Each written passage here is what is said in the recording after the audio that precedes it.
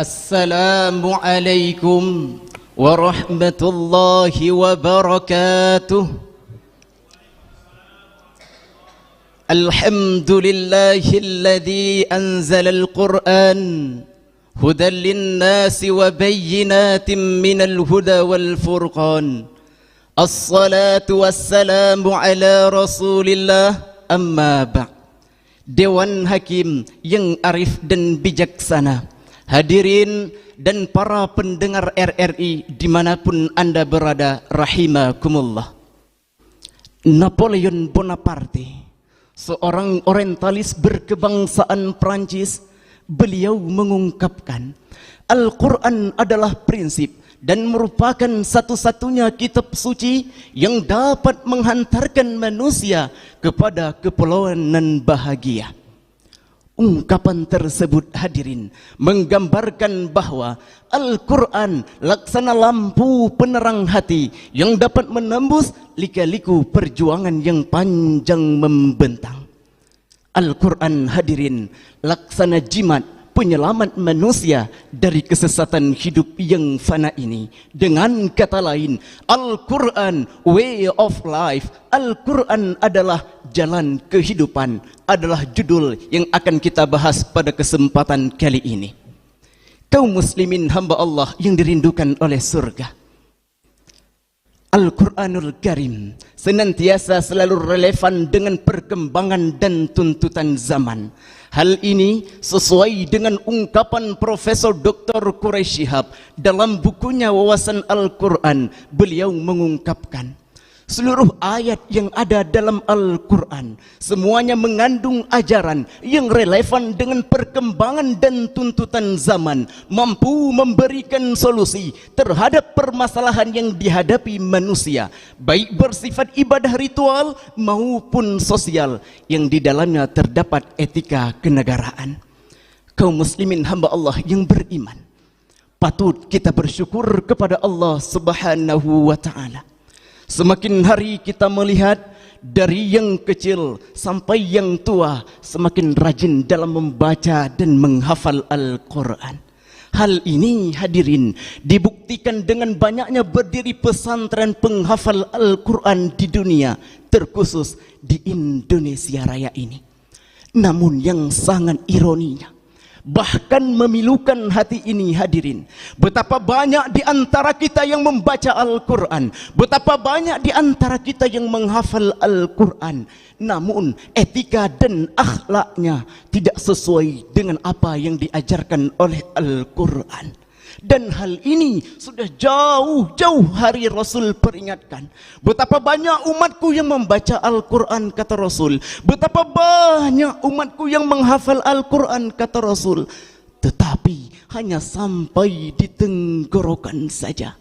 Na'udzubillah, thumma na'udzubillah. Padahal Allah Subhanahu wa ta'ala telah mengisyaratkan dalam kalamnya. Surah Al-Baqarah ayat 185. Bismillahirrahmanirrahim. Syahrul Ramadan alladzi unzila fihi al-Qur'an hudan linnasi wa bayyinatin minal huda wal furqan. Bulan suci Ramadan, kata Allah, bulan diturunkan Al-Quranul Karim sebagai petunjuk bagi umat manusia untuk membedakan mana yang hak dan mana yang batil. Kaum muslimin hamba Allah yang beriman, pada ayat tadi terdapat kalimat hudan linnasi wa bayyinatin minal huda wal furqan. Menurut Ibnu Katsir, kalimat tadi sebagai bentuk pujian Allah Subhanahu wa ta'ala kepada Al-Quran, bahwa ianya turunkan Al-Quranul Karim sebagai petunjuk bagi manusia yang mau beriman kepada Al-Quran, membenarkannya dan mengikuti seluruh ajaran yang diajarkan oleh Al-Quran. Kaum muslimin hamba Allah yang beriman, jangan pernah ragu terhadap Al-Quran, karena semua yang berhubungan dengan Al-Quran insya Allah akan Allah muliakan. Sebagai contoh, hadirin, Al-Quranul Karim Allah turunkan melalui malaikat Jibril apa yang terjadi? Allah angkat harkat martabat malaikat Jibril menjadi sayyidul malaikah, pemimpin para malaikat-malaikat, karena bersamanya Al-Quran. Selanjutnya hadirin, Al-Quranul Karim Allah turunkan kepada baginda Rasulullah sallallahu alaihi wasallam. Allah jadikan baginda kita sebagai sayyidul anbiya, pemimpin para nabi-nabi, karena bersamanya Al-Quran. Selanjutnya hadirin, Al-Quran Allah turunkan kepada baginda Rasul untuk disampaikan kepada umatnya. Allah jadikan kita sebagai khairul ummah, umat terbaik yang ada di atas permukaan bumi. Karena kenapa? Karena bersama kita Al-Quran. Selanjutnya hadirin, Al-Quranul Karim Allah turunkan dalam bulan suci Ramadan. Allah jadikan bulan suci Ramadan sebagai sayyidus syuhur, pemimpin para bulan-bulan, karena bersamanya Al-Quran.